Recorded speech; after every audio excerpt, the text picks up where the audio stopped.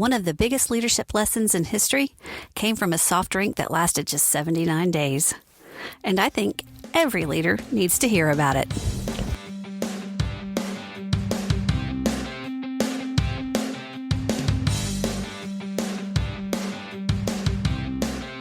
Welcome to 5 for 55 with Chellie Phillips, the quick weekly podcast where in 5 minutes or less, you'll discover one idea, one lesson, and one small shift to help you communicate with confidence, lead with purpose, and keep growing.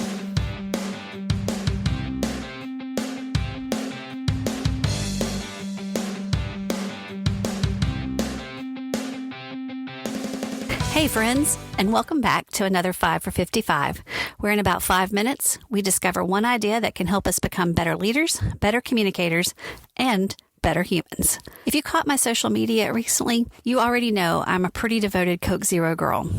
If there's a Coke Zero nearby, chances are I'm nearby too. That post reminded me of one of my favorite marketing stories, not because it was a success, but because it became one of the greatest leadership lessons of all time. And it's the story of New Coke.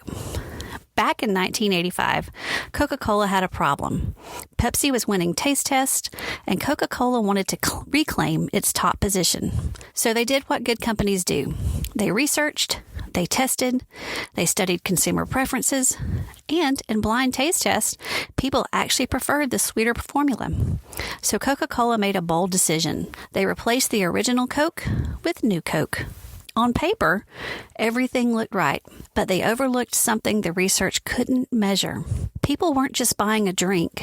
They were buying memories, traditions, thoughts of family cookouts, memories from Little League games, Christmases together, a piece of Americana. The reaction was immediate. People flooded the companies with letters and phone calls. Some protested. Others bought cases of the original Coke and stored them away before it disappeared. Then something remarkable happened. Just 79 days later, Coca-Cola admitted they had missed the mark. They brought back the original formula. Most people remember New Coke as one of the biggest marketing failures ever. I remember it a little differently. I remember it as one of the greatest examples of listening, and I think every leader can learn something from it. Let's look. So lesson 1, great leaders listen beyond the data. Research matters, metrics matters, surveys matters, but numbers don't always tell you what people value. Sometimes the most important information comes from conversations instead of spreadsheets. Lesson 2, don't confuse new with better. We all love innovation, but change should evolve and solve a problem, not simply create something new.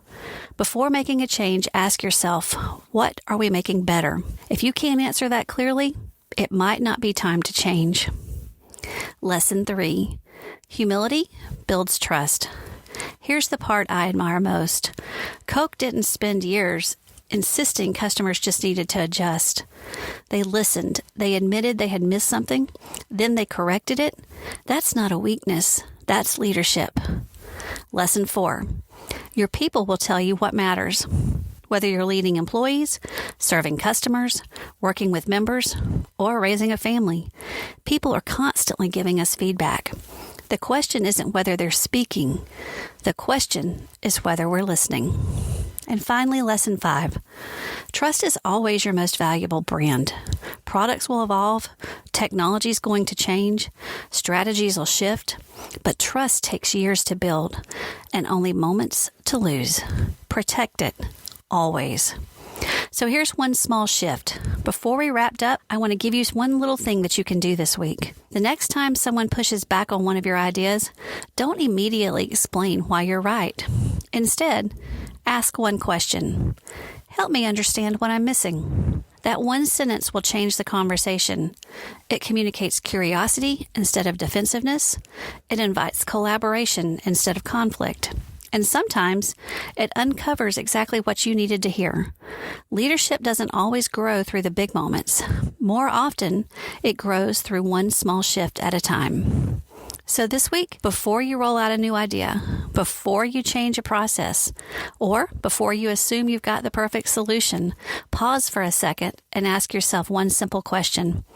Am I making this change because it's truly better or simply because it's different? That question might save you from your own version of New Coke.